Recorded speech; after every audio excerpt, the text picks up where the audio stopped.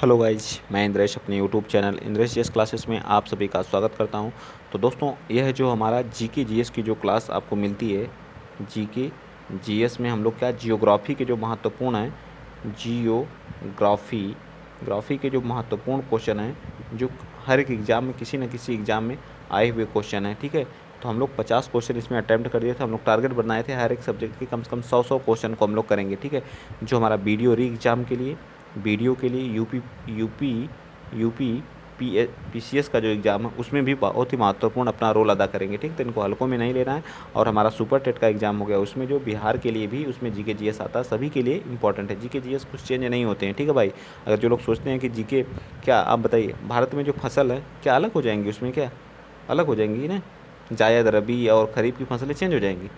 ये बेवकूफ़ी वाला है, मतलब थंबनेल भाई, अब जो एग्ज़ाम चल रहा है मुझको उसी पे बनाना पड़ेगा ना, क्योंकि वही बच्चे मुझसे जुड़े हैं जो बोलते हैं लोग कि सर वीडियो पे बनाइए, वीडियो पे बनाइए, वीडियो जो री एग्ज़ाम है उस पे बनाइए, तो मुझको देना पड़ता है। ठीक है, थोड़ा सा आप लोगों का जिनका एग्ज़ाम अभी सुपर टेट नहीं, तो सुपर टेट के लिए एग्ज़ाम पढ़ सकते हैं आप, जो है कोई दिक्कत नहीं है। जीके जीएस उसमें भी आते हैं 30 क्वेश्चन, जो है करंट अफेयर आता है 30 क्वेश्चन, 20 से 30 क्वेश्चन, मैथ आती है 20 क्वेश्चन। तो आप लोग पढ़िए, चीज़ें यही रहेंगी, बदलेंगी नहीं। आप लोग बस सिर्फ अगर थंबनेल पे लिखा है तभी आप लोगों को लगता है कि हाँ ये इस चीज़ के लिए है।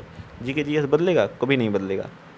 ठीक, चलिए पढ़िए, एक एक चैनल को फॉलो करिए और उसको ढंग से पढ़िए, जो है प्रैक्टिस तो पर डे किया करिए, जो है। ठीक, भारत में कितनी फसल ऋतुएं पाई जाती हैं, बताइए। भारत में जो है कितनी फसल ऋतुएं पाई जाती हैं, तो बताइए आप लोग। तो कितनी?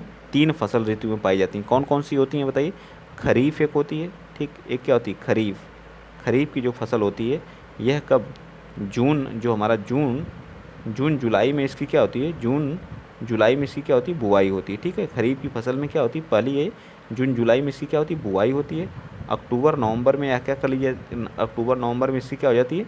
अक्टूबर नवंबर में इसकी कटाई हो जाती है। ठीक है, और इसके अंतर्गत कौन कौन सी आती हैं? जो इसके लिए जो जल बहुत अधिक पाया जाता है, और ह्यूमस, गर्मी की भी आवश्यकता होती है। ठीक है, जल की मात्रा बहुत अधिक होती है। जैसे धान हो गया हमारा, धान हो गया। ठीक है, इसी समय क्या होता है हमारा? बाजरा भी आता है, बाजरा भी होता है। ठीक है, मक्का भी इसी के अंतर्गत आता है। मक्का, धान, बाजरा, और बताइए अरहर।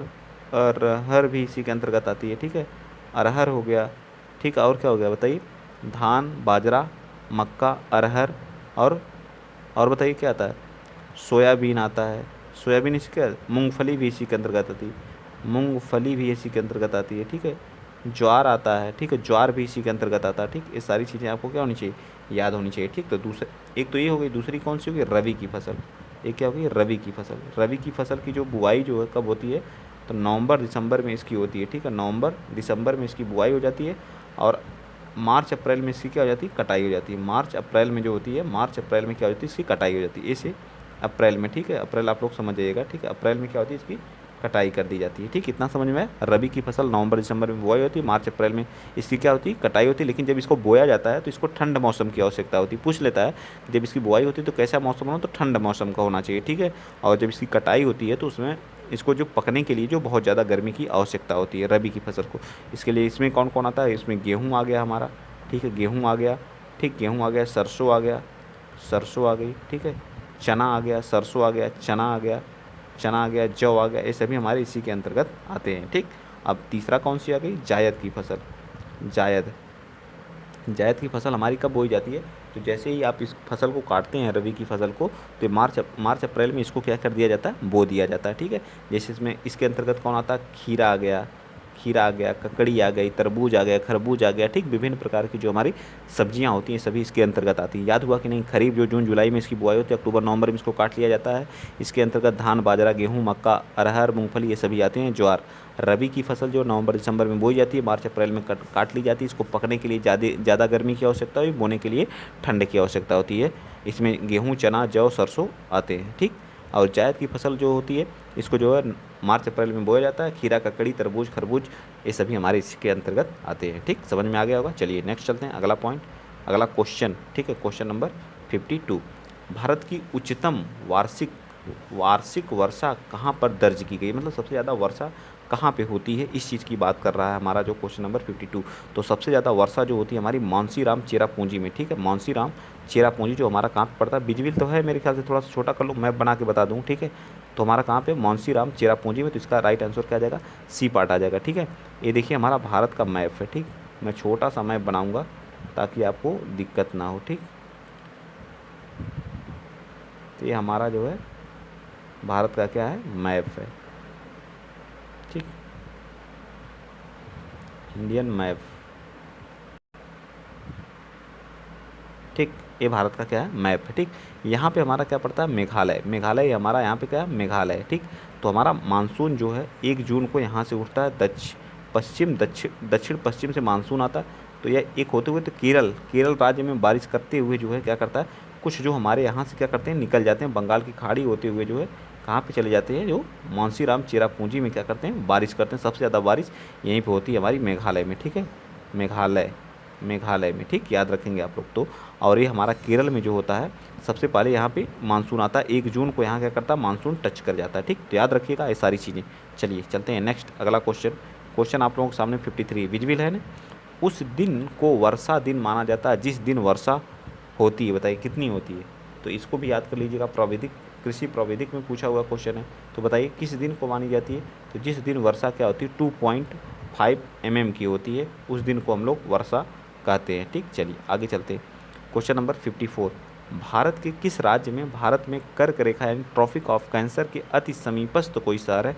तो मैं इसको और डिटेल से बताऊंगा, ठीक है, कितने राज्यों से होकर के जाती है, ठीक, क्योंकि भारत का मैप बना के मैं हर चीज़ को बताने की कोशिश करता हूँ, ठीक है, ताकि आपको दिक्कत ना हो। आप लोग सपोर्ट करें या ना करें, लेकिन मैं कोशिश यही रहती है कि मैं, मेरे साथ जितने भी जुड़े हुए स्टूडेंट हैं, मैं सबको क्या करूं, बता के ही, ठीक,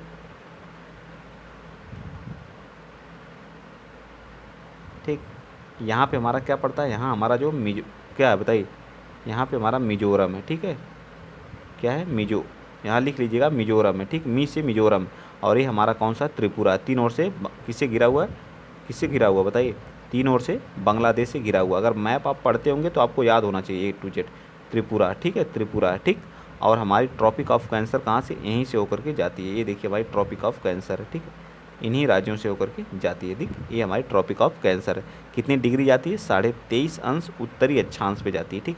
तो सबसे पहले कौन सा आता है, तो मैं यहाँ लिख दे रहा हूँ, गुजरात से, कहाँ से, गुजरात से 8 राज्यों से होकर के जाती है, गुजरात, फिर राजस्थान, ठीक है, फिर राजस्थान, ठीक, राजस्थान के बाद फिर एमपी के बाद, बताइए छत्तीसगढ़, ठीक है, छत्तीसगढ़, फिर झारखंड, छत्तीसगढ़ के बाद झारखंड जाती है, और झारखंड के बाद कहाँ जाती है बताइए, झारखंड के बाद वेस्ट बंगाल यानी पश्चिम बंगाल के बाद त्रिपुरा, ठीक है, त्रिपुरा के बाद मिजोरम, ठीक है, त्रिपुरा के बाद मिजोरम, ठीक है।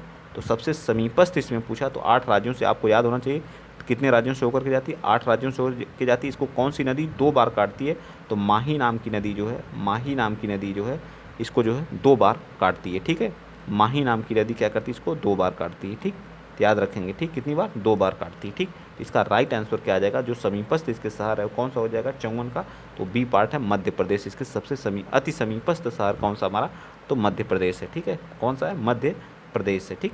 चलिए आगे चलें, समझ में आया। तो आपको याद रखना है कि जो हमारी कर्क रेखा हो 23.5 डिग्री उत्तरी अक्षांश से होकर के जाती है, और भारत के 8 राज्यों से होकर के जाती है। इसमें गुजरात हो गया, राजस्थान हो गया, एमपी हो गया, छत्तीसगढ़ हो गया, झारखंड हो गया, वेस्ट बंगाल, त्रिपुरा, मिजोरम, और माही नदी, इसको जो भारत में माही नदी 2 बार काटती है, ठीक है। इसके समीपस्थ जो हमारा कौन सा शहर है, तो मध्य प्रदेश का है, ठीक है। चलिए आगे चलते हैं, नेक्स्ट क्वेश्चन बताएंगे, क्वेश्चन नंबर विजिबल है ना, पूर्ण रूप से मेरे ख्याल से विजिबल होगा, ठीक। इधर थोड़ा सा समझाने के लिए, भारत का जो अक्षांशीय विस्तार है उत्तर से उत्तर तक कितना है, ठीक है, उत्तर से उत्तर तक अक्षांशीय विस्तार पूछ रहा है, उत्तर से उत्तर तक कितना अक्षांशीय विस्तार कितना है, इसको पूछ रहा है। 55 का बताइए, उत्तर से हमारा, हम लोग किस गोलार्ध में स्थित हैं, तो देखिए हमारा क्या हो गया, ग्लोब, मैं ले रहा हूँ, ठीक है, मैं सर्किल ले रहा हूँ, ठीक, ताकि आपको समझाने में कोई दिक्कत ना हो। ये हमारा ग्लोब हो गया, ठीक, मान लेते हैं हमारा एक ग्लोब है, ठीक। इस पर ये हमारे का क्या हो गया, ये हमारा भूमध्य रेखा जो 0 डिग्री पे है, ठीक है, भूमध्य रेखा, भूमध्य रेखा। और ये हमारा रहा कौन सा, ये हमारा 0 अंश देशांतर रेखा, ठीक है। तो हम जो है कहाँ पे पढ़ते हैं, यहीं से हमारी कर्क रेखा जाती है 23.5 डिग्री, ठीक। तो भारत का मैप कहाँ पे हो गया बताइए, तो ये हो गया, ये हमारा हो गया इंडिया का मैप, ठीक है। मैं यहीं पे बना दे रहा हूँ, ये इंडिया का मैप। तो हम लोग कहाँ पढ़ रहे हैं, देखिए ये हमारा क्या होगा, उत्तर हो गया, ये हमारा क्या हो गया, दक्षिण हो गया, ठीक है। ये उत्तर हो गया, ये हमारा दक्षिण हो गया, ये हमारा क्या होता है, पश्चिम होता है, और ये हमारा क्या हो गया, पूर्व हो गया। तो हम लोग किस डायरेक्शन में, देखिए किस डायरेक्शन में, तो हम लोग आते हैं उत्तर, उत्तर पूर्व डायरेक्शन में, ठीक है। तो हम लोग यहाँ तक देखिए, जब इसके नीचे आते हैं तो दक्षिण आता है, तो हमारा उत्तरी अक्षांश ही रहेगा, ठीक है। ये भी हमारा उत्तरी अक्षांश रहेगा, ठीक है, ये भी उत्तरी अक्षांश रहेगा, ये भी उत्तरी अक्षांश रहेगा, और ये भी। तो कितना होगा बताइए, अब बताइए आप लोग, तो हमारा क्या आ जाएगा बताइए, 8 डिग्री कितना होगा, 8 डिग्री 4 मिनट से कहाँ तक रहते हैं, 37 डिग्री 6 मिनट तक, ठीक है, उत्तरी अक्षांश, ठीक है। क्या रहेगा इसका राइट आंसर, क्या आ जाएगा 55 का बताइए।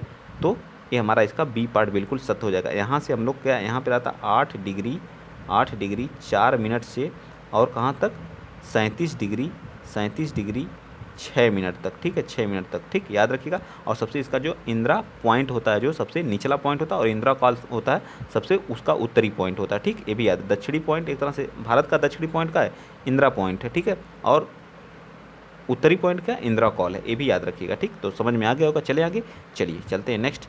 मेरा समझाने का तरीका अगर आप लोग को समझ में आ रहा तो ज़रूर बताइएगा, ठीक। चलिए फिर क्या पूछा, कर्क रेखा निम्नलिखित में से किन राज्यों से होकर के गुजरती है, अभी कितनी बार मैंने बताया था बताइए, 8 राज्यों से होकर जाती है, ठीक है। इसको माही नाम की नदी 2 बार काटती है, ठीक है। ये जो कितने उत्तरी अक्षांश पे 23.5 डिग्री उत्तरी अक्षांश से होकर के जाती है, ये सारी चीज़ें आपको याद होनी चाहिए। कौन कौन सा राज्य है फिर बता दे रहा हूँ, कौन सा, गुजरात है, गुजरात है, राजस्थान है, याद हो जाना चाहिए, लिखने का मतलब याद हो जाना, राजस्थान है, और उसके बाद एमपी है, एमपी हमारा हो गया, एमपी के बाद छत्तीसगढ़, छत्तीसगढ़ के बाद झारखंड, झारखंड, ठीक, झारखंड, वेस्ट बंगाल, त्रिपुरा, त्रिपुरा, लाइन्स एकदम याद है, कोई ट्रिक नहीं लोग बताते हैं, गमछा झार करके, तो सीरियल वाइज नहीं रहता है, ठीक है, गमछा झार तो है लेकिन आप याद कर लेंगे, गमछा झार से बना लीजिए, बट जो सीरियल वाइज इस तरह याद करेंगे तो सब लाइन से आपको याद हो जाएंगे। त्रिपुरा के बाद मिजोरम, ठीक, मिजोरम 1-2 बार लिखेंगे सारी चीज़ें याद हो जाएंगी, ठीक। तो इसमें देखिए कौन सा असम से होकर जाती नहीं, तो बचा कौन सा, तो 1 2 4, 1 2 4 देखिए किस ऑप्शन में, 1 2 4 सी पार्ट बिल्कुल सत्य, आराम से कर सकते हैं। लोअर पीसीएस तक के क्वेश्चन आप कर सकते हैं, देख लीजिए, सिर्फ आप जुड़े रहिए आराम से मेरे साथ और वीडियो को शेयर करते रहिए, ठीक।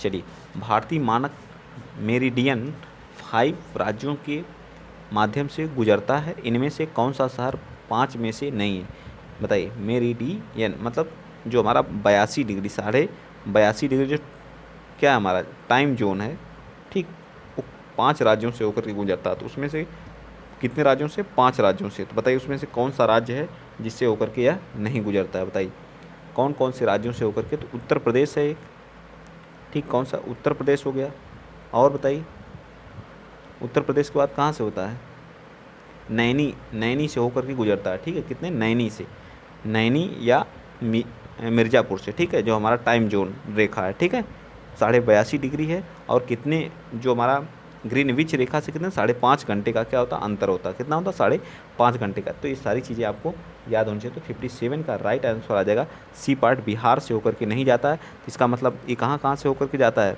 बताइए, यूपी हो गया, यूपी, और कहाँ, यूपी के बाद कहाँ जाता है बताइए, झारखंड, झारखंड से होकर जाता है, यूपी, झारखंड, और छत्तीसगढ़,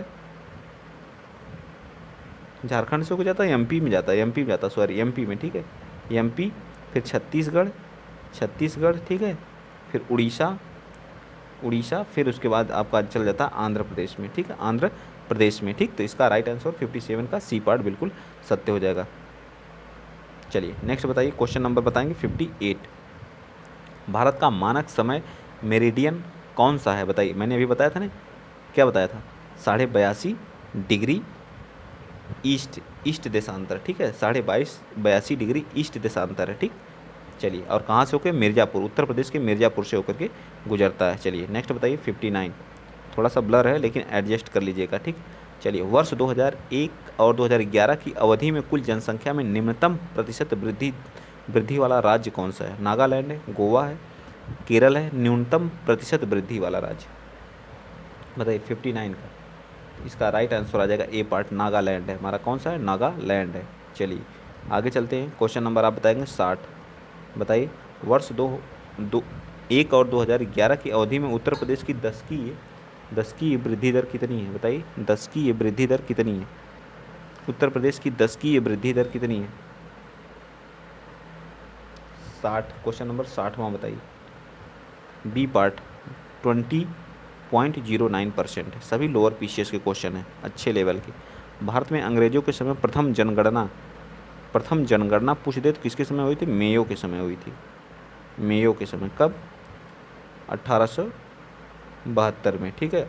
दस की ये प्रथम जनगणना जो हुई थी, 10 की प्रथम जनगणना जो हुई थी वह किसके समय हुई थी? रिपन के समय हुई थी, ठीक है। कब? 1881 में, ठीक। तो इसका राइट आंसर हो जाएगा प्रथम जनगणना। अंग्रेजों के समय प्रथम जनगणना कब हुई थी? तो मेयो के समय हुई थी। इसका राइट आंसर क्या जाएगा? सी पार्ट बिल्कुल सत्य आ जाएगा। 61 का क्या जाएगा? सी पार्ट बिल्कुल सत्य हो जाएगा, ठीक है।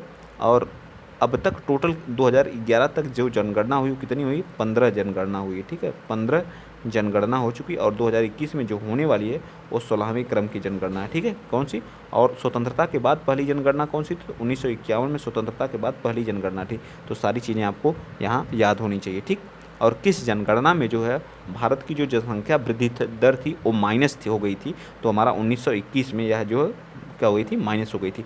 सब दिमाग में आपके फीड होना चाहिए। जनगणना से आएगा, ठीक है। पीसीएस वालों तो विशेष कर याद रखिएगा, जनगणना से क्वेश्चन आना है। निम्न में से कौन सा 2001 और 2011 दशक में भारत की जनसंख्या की जो दशकीय वृद्धि दर रही? बताइए, भारत की जो दशकीय वृद्धि दर रही, भारत की जो दशकीय बताइए 62। तो ये कौन सा है? बी पार्ट 17.64% रही, 17.67 यूपी RO में, ठीक है। ये भी पीसीएस लेवल का ही होता है, ठीक। चलिए नेक्स्ट बताइए। भारत में जो जननांकी इतिहास में महाविभाजन वर्ष अभी मैंने बताया था जिसमें माइनस हो गई थी, तो उसे कहते हैं 1921 में हुआ था, ठीक है। माइनस हो गई थी जनसंख्या वृद्धि दर। नेक्स्ट चलते हैं। क्वेश्चन नंबर आप बताएंगे 64। बताइए 64। 2011 की जनगणना के अंतिम आंकड़ों के अनुसार भारत की जो जनसंख्या का कितना प्रतिशत उत्तर प्रदेश में रहता है? मतलब कितने प्रतिशत लोग उत्तर प्रदेश में रहते हैं? भारत की जनसंख्या का कितना 2011 की जनगणना के अनुसार बताना है। बताइए 74 का। तो 17% लोग क्या रहते हैं? भारत में रहते हैं। कितने लोग? 17%। चलिए 65 बता दीजिए। जनगणना 2011 के अंतिम आंकड़ों के अनुसार भारत की जनसंख्या में स्त्रियों का प्रतिशत कितना है? स्त्रियों का प्रतिशत कितना है? 65 का 2011 की जनगणना के अनुसार कितना है? 48.46 हमारी क्या है? स्त्रियां हैं। बाकी जो बचे जो 50 कितना बच रहे हैं? 51.6454 जो हमारे कह रहे हैं पुरुष हैं, ठीक है। तो ये सारी चीज़ें, लेकिन अब जो हमारी नई एक डाटा आया है, ठीक है, उसके अनुसार जो है स्त्रियों की संख्या क्या हो चुकी है? ज़्यादा हो चुकी है। 1000 पुरुषों पर जो महिला का जो है रेशियो जो है ज़्यादा हो चुका है, ठीक। तो ये चीज़ें भी याद रखिएगा। चलिए, गंडक परियोजना किन प्रदेशों का एक संयुक्त प्रयास है? बताइए, जो गंडक परियोजना किन प्रदेशों का एक संयुक्त प्रयास है? बताइए, जो गंडक परियोजना है किन दो देशों के बीच है? बताइए 66 का। तो यह हमारा जो उत्तर प्रदेश और बिहार, गंडक जो है उत्तर प्रदेश और बिहार दो राज्यों का क्या संयुक्त परियोजना है। नेक्स्ट बताएंगे 67। वीडियो वाले आप लोग तो एकदम धमाकेदार से सारी चीज़ें याद करिए, ठीक है। राष्ट्रीय जनसंख्या नीति 2000 का लक्ष्य जनसंख्या को स्थिर स्थिति पर ला देना। कब तक हमको जो जनसंख्या को स्थिर स्थिति पर ला देना है? जो हमारी राष्ट्रीय जनसंख्या नीति जो 2000 का लक्ष्य था, 67 का 67 का। तो बताइए, तो ए पार्ट 2045 तक हमको जनसंख्या को क्या कर देना? स्थिर कर देना है, ठीक। चलिए 68 बताइए। निम्नलिखित में से कौन सी नदी खंबात की खाड़ी में नहीं मिलती है? माही, साबरमती, कोयना या तापी? बताइए 68 का। तो 68 का बताइए आप लोग। 68 का राइट आंसर क्या आ जाएगा?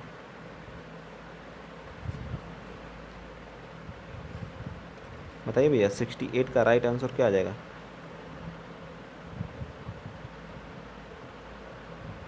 बताइए फटाफट, कौन सी नदी है?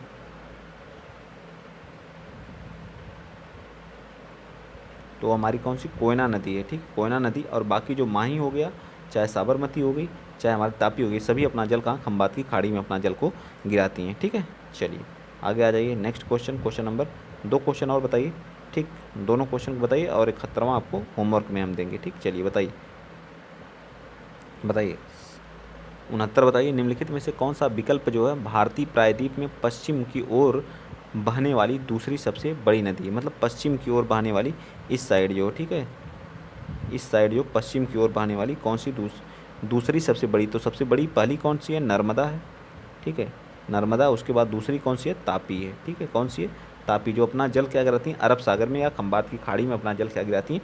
तो इसका दूसरा कौन सी है, तो दूसरी हमारी कौन सी है, तापी है। तो 69 का राइट आंसर क्या आ जाएगा, बी पार्ट बिल्कुल सत्य आ जाएगा। चलिए नेक्स्ट बता दीजिए 70, निम्नलिखित में से कौन सी नदी उत्तर पिनाकिनी के नाम से भी जाना जाता है। उत्तर पिनाकिनी के नाम से कौन सी नदी जाना जाता है, 70 का बहुत ही महत्वपूर्ण, तो पेन्नार नदी, ठीक है, पेन्नार नदी अपना जल कहाँ गिराती है, ये हमारी बंगाल की खाड़ी में, अपना बे ऑफ बंगाल में अपना जल गिराती है, कौन, पेन्नार नदी, ठीक है। आज का ये होमवर्क क्वेश्चन है 71, जो हमारा होमवर्क क्वेश्चन मैं दे रहा हूँ, आप लोग इसको जरूर करेंगे। एक क्लास और जियोग्राफी की है, इंडियन जियोग्राफी, जिसमें हम लोग 100 क्वेश्चन को अटेंड कर देंगे, ठीक है। इसके बाद हम लोग क्या करेंगे, जो हमारे प्रमुख आंदोलन हुए हैं उनसे क्वेश्चन, या फिर आप कहिए तो पॉलिटी के क्वेश्चन स्टार्ट कर दें, पॉलिटी कर लेते हैं, ठीक है, पॉलिटी के क्वेश्चन करते हैं, 2 दिन में पॉलिटी भी खत्म कर देंगे, ठीक है। अगर आप लोग कहेंगे तो मैराथन लाएँ, जो है मैराथन जैसा कहिए। निम्नलिखित में से कौन सी नदी यमुना में नहीं मिलती है, बताइए कौन सी नदी है जो यमुना में नहीं मिलती है, बताइए। केन, तो हमारी ये, तो इसका राइट आंसर सोन होगा, क्योंकि गंगा जो है इसकी, ये तो मैं होमवर्क दे रहा था, बता दिया, ठीक है, कोई बात नहीं है। चलिए, तो गंगा जो, गंगा की सहायक नदी है सोन, केन, बेतवा, चंबल और सिंध, ये सभी हमारी क्या है, यमुना है। और गंगा की सबसे लंबी सहायक नदी हमारी क्या है, यमुना है, ये भी याद रखिएगा, ठीक। तो आई होप, मैं आशा करता हूँ कि आज चीज़ें आपको समझ में आई होंगी। मैंने आज मैप से कोशिश किया है, ठीक है, और मज़ा भी आया होगा। आप लोग मैप से, जियोग्राफी मैप से ही पढ़ेंगे तभी समझ में आता है, ठीक है। तो वीडियो वाले एकदम मेरे साथ जुड़ जाइए, एकदम धमाका हम लोग करेंगे, ठीक है। और टारगेट हम लोग का 130 रहेगा, ठीक है, 130 टारगेट लेके चलते हैं, ठीक। और कोई रोक नहीं पाएगा, जो ऐसी पढ़ाई करिए कि मतलब सिलेक्शन हो के रहे, जो 1 नंबर 2 नंबर वाला लोचा ही ख़त्म हो जाए, जो एक बार ढंग से पढ़ लीजिए सारे लोचा ख़त्म, ठीक। चलिए, तो आज के लिए इतना ही। जय हिंद, जय भारत।